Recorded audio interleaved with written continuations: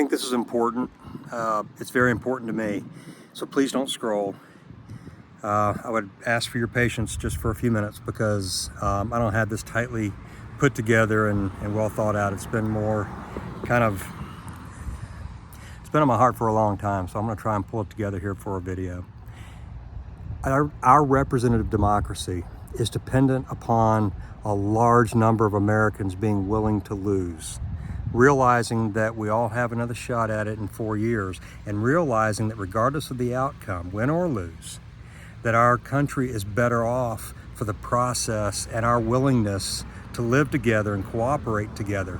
But what's happened, and I'm speaking as a former Republican, what's happened is a large number of at least Republican leaders, I'm not going to speak about the Democrats, and it's not to say that the Democrats are without fault, but Republicans, it was the Republican leadership, the Republican leader of the party, the Republican president, who attempted to overthrow a free election in order to remain in office after he lost. Donald Trump lost a fair election. That is the most essential principle required for our representative democracy to continue. And so many Republicans have been willing to get to the point that they're willing to sacrifice that just to win.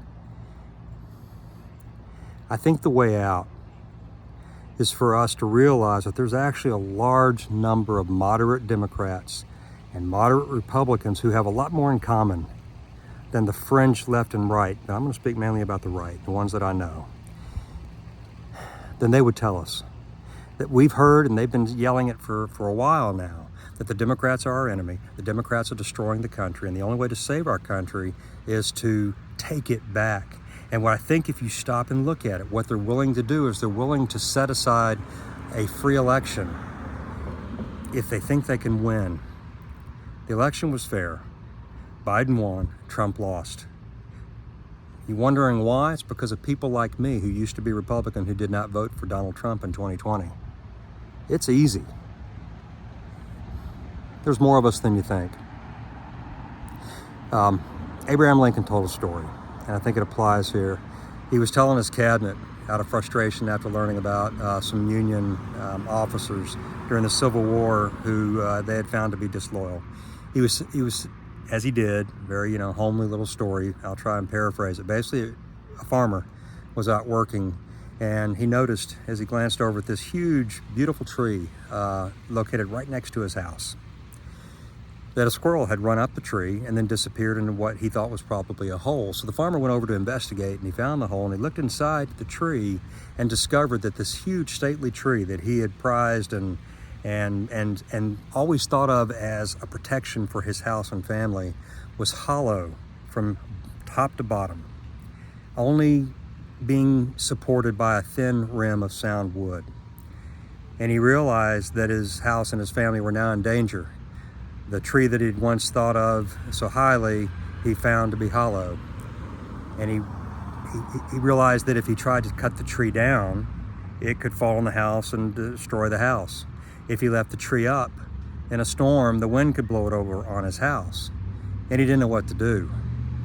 And Lincoln concluded that story with saying, the farmer said out loud, I wish I'd never seen that squirrel. Well, guys, I think that the application for that story in our life today is that we're experiencing the damage to the house from the tree. And the answer is not now to cut the tree down or leave it up. It's to move the house. And I'm talking to Republicans. It's move the house away from the tree. We've got to let go of Trump. We've got to let go of Trumpism. And we've got to vote out all the Republican, call them leaders, politicians, who didn't stand up to Trump, who caved for the promise or the hope of votes from the radicalized right.